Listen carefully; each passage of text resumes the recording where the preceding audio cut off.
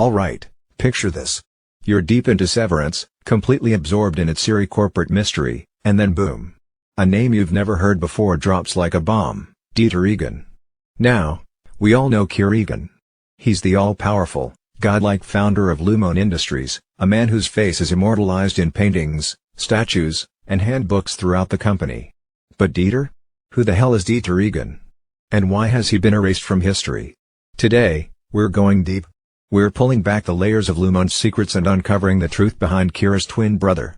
Because, trust me, Dieter Eagan might just change everything we thought we knew about Severance. So let's start at the beginning. In the latest episode of Severance, titled Was Hollow, we get our first introduction to Dieter Eagan. He isn't mentioned in some casual conversation or a quick throwaway line, no. This reveal is buried inside a hidden appendix of Kier's writings, something so secretive that even the severed employees aren't supposed to read it. That alone tells us it's important. So here's what happens. Mark, Irving, Dylan, and Helly find themselves in a remote corporate retreat, classic creepy Lumon style, of course. They stumble upon a book, one of 4 appendices written by Kier Eagan himself. But this 4th appendix? This one's different. This one tells a story. A fable, if you will. But it's not just any fable, it's a story about Kier and his twin brother, Dieter. Now, we don't actually get to read this book ourselves. Instead, Mr. Milchick, the ever-smiling, unsettlingly loyal company man, reads it aloud to them. And here's where things get wild. According to Kier's own words, he and Dieter were once inseparable. But one day, they ventured into the woods. Dieter, seduced by the freedom and pleasures of nature, wanted to stay. Kier, always the disciplined one, wanted to return home. Their disagreement turned into a full-blown conflict, and what happened next? Well, let's just say it's the stuff of nightmares. Dieter's body starts changing. His eyes pop out of his skull, turning into oozing pus that slowly transforms into tree sap. His limbs stretch unnaturally. He becomes one with the woods, his body dissolving into the landscape. It's horrifying. It's grotesque. But more than that, it feels symbolic. Because let's be real, Severance has never been a show that hands us the truth on a silver platter. Everything is layered, full of hidden meaning. So what does Dieter's transformation actually represent? Helly, who, by the way, we later find out is actually Helena Eagan, has a theory. And it's starkly hilarious. She suggests that this whole dramatic story is just Kier's weirdly puritanical way of saying he caught his brother engaging in certain private activities. And in his disgust, he left him behind, erasing him from history entirely. But is that really all there is to it? I don't think so. There's something deeper going on here. Something bigger than just a moral lesson about self-discipline. Because when you really start digging into the implications of Dieter's existence, it raises some huge questions about Lumon itself. Think about it.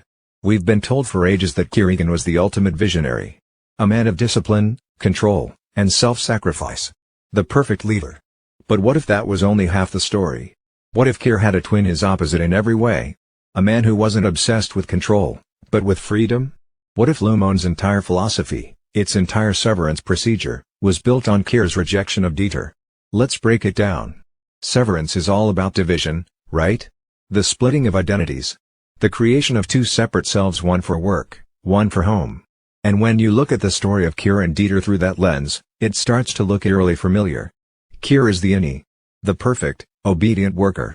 The man dedicated to his mission, who suppresses all personal desires for the greater good. Dieter is the outie. The part of the self that longs for freedom, pleasure, and individuality. The part that Kier, just like Lumon, wanted to erase. And that's where things get truly terrifying. Because if Kier was willing to erase his own brother to maintain control, what does that say about Lumon's endgame? What else have they erased? Who else has been rewritten, forgotten, wiped from existence because they didn't fit the narrative? Now, let's take this one step further. Let's talk about inspirations.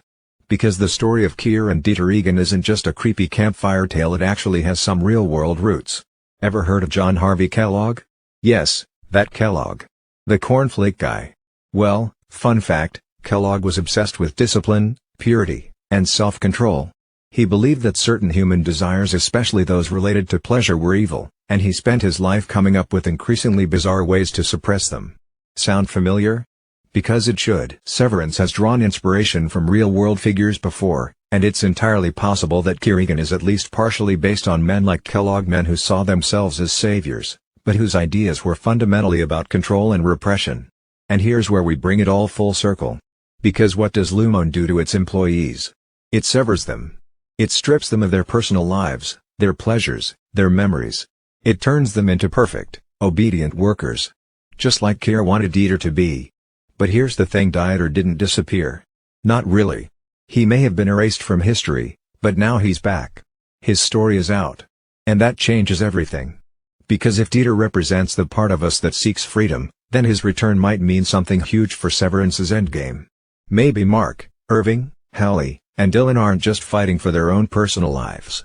Maybe they're fighting to bring back something even bigger, something Lumon has spent generations trying to destroy. The right to be whole. So now, I want to hear from you. What do you think Dieter Eagan really represents? Is he just a forgotten brother, or is he the key to everything? Drop your theories in the comments, because I know this community has some incredible takes. And if you love diving into the mysteries of Severance as much as I do, make sure to like this video, subscribe for more deep dives, and hit that notification bell so you never miss a theory. Until next time, stay curious, stay questioning, and whatever you do, don't trust Lumon.